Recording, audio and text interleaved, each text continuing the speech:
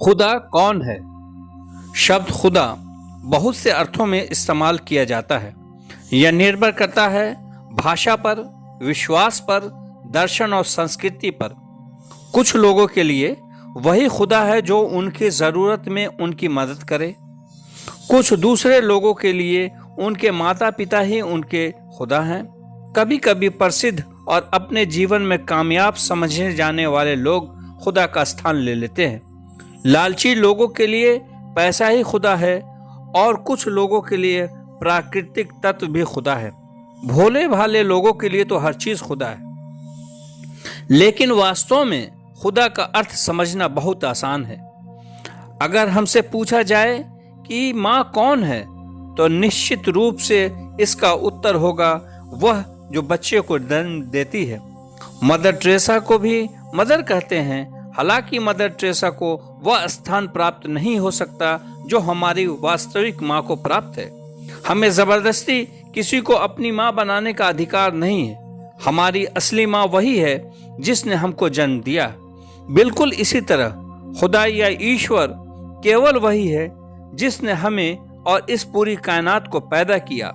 लोग चाहे किसी को खुदा कहने लगे, लेकिन हमारा असल खुदा उसके सिवा कोई और नहीं हो सकता जिसने हमें और इस पूरे ब्रह्मांड को पैदा किया। हमारे पास इस बात को कोई विकल्प नहीं है कि हम जिसको पसंद करें उसको अपना खुदा चुन लें। वह सत्ता जिसने हमको पैदा किया एक अकेला खुदा है। खुदा की मखलूक कितने ही महान क्यों ना हो, कोई चीज भी खुदा नहीं हो सकती। अब आइए, जब हमने ये जान लिया कि खुदा कौन है, तो अब अपने जीवन का उद्देश्य भी हमें जानना चाहिए। क्या है जीवन का उद्देश्य? हमें सिर्फ और सिर्फ इसलिए पैदा किया गया है कि हम उसी एक खुदा की पूजा और उपासना करें और किसी मखलूक यानी पैदा की हुई चीजों की पूजा उपासना न करें, उसी की आज्ञा का पालन करें। हमारे जीवन का उद्देश्य यह है कि हम अपने जीवन को ईश्वर के मार्गदर्शन के अनुसार व्यतीत करें। एक सफल और कामयाब व्यक्ति वही हो सकता है जो अपने जीवन को उसी ईश्वर के आदेशों के अनुसार व्यतीत करे, ईश्वर की प्रसन्नता प्राप्त करे और इस प्रकार मरने के बाद की जिंदगी में कामयाब हो। माँ बाप आशा करते हैं कि उनके बच्चे दिन प्रतिदिन के मामलों में उनकी आज्ञा का पालन करेंगे, क्योंकि यह उनका स्वाभाविक अधिकार है कि उनकी आज्ञा का पालन किया जाए। ठीक इसी प्रकार अध्यापक भी अपने विद्यार्थियों से आशा करते हैं कि शिक्षा के मामले में वे उनकी आज्ञा का पालन करें। जिसने हमको पैदा किया वह खुदा भी हमसे आशा करता है कि हम उसकी आज्ञा का पालन करें, क्योंकि सृष्टा या खालिक होने के नाते वह इसका हक रखता है। वाहन तभी अच्छे चलती है जबकि उसमें कंपनी द्वारा बताए गए अच्छा तेल डाला जाए, अच्छे पुर्जे लगाए जाएं, अच्छे टायर लगाए जाएं और उसमें ठीक प्रकार और उचित मात्रा में हवा भरी जाए। ठीक इसी प्रकार हमारा पैदा करने वाला ही सबसे बेहतर जानता है कि हमारे लिए क्या अच्छा है। इसीलिए जिंदगी गुजारने का एक अच्छा रास्ता उसने बताया है जो पूर्ण समर्पण और आज्ञा पालन का है। केवल रास्ता है बताया ही नहीं, बल्कि इसके लिए उसने हमारे लिए मार्गदर्शन के लिए रसूल भेजे, ईशदूत भेजे।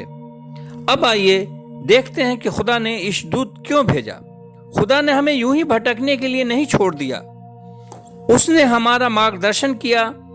अगर हम मनुष्य की तुलना किसी मशीन से करते हैं तो हम अपनी भावनाओं और विचारों के आधार पर दुनिया की सबसे जटिल और पेचीदा मशीन है, और एक जटिल तथा पेचीदा मशीन को ठीक प्रकार इस्तेमाल करने के लिए हमें मार्गदर्शक और एक निर्देशक की आवश्यकता होती है।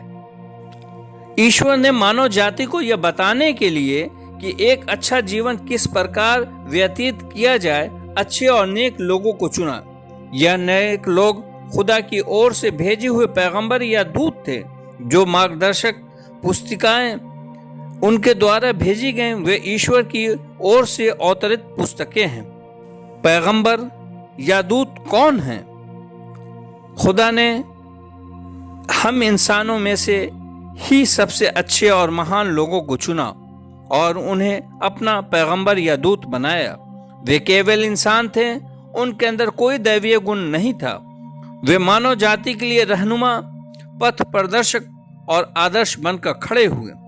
दुनिया में पैगंबरों और दूतों के द्वारा ईश्वर का संदेश हर देश और हर क्षेत्र के लोगों को मिला। उनमें से कुछ पैगंबर के नाम कुरान में इस प्रकार हैं: हजरत नूह, हजरत इब्राहिम, हजरत दाऊद, हजरत सुलेमान, हजरत मूसा, हजरत ईसा। इन सब पर ईश्वर की दया और कृपा हो। खुदा खुद जमीन पे क्यों नहीं आया? खुदा और इंसान एक दूसरे से स्पष्ट भिन्न हैं। इनमें किसी प्रकार की तुलना नहीं की जा सकती। अगर खुदा इंसान बन जाए तो वह खुदा नहीं हो सकता। उदाहरण के रूप में खुदा मरता नहीं है, इंसान मर जाता है। खुदा समय और काल का पाबंद नहीं है, इंसान समय और काल का पाबंद है। जब कोई कहता है कि खुदा इंसान बन गया तो इसमें बड़ा विरोधाभास होता है। फिर इंसान सख्त प्रकार की सीमाओं में जकड़ा हुआ है।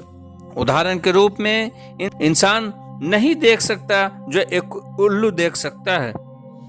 अगर खुदा इंसान बन जाता है तो इसका मतलब यह होगा कि वह इन सब सीमाओं में बंध जाएगा, क्योंकि वे बातें ईश्वर के उच्च गुणों के प्रतिकूल हैं। इसलिए नतीजा यह निकालता है कि कोई या तो खुदा ही हो सकता है या फिर इंसान, लेकिन दोनों नहीं हो सकता।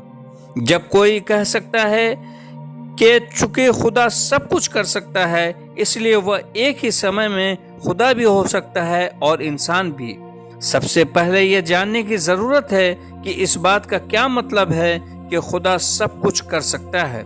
क्या खुदा अन्याय कर सकता है? क्या खुदा झूठ बोल सकता है? निश्चित रूप से उत्तर होगा नहीं। कारण यह है कि न्याय और झूठ ऐसे दुर्गुण हैं जो खुदा के उच्च गुणों के प्रतिकूल हैं।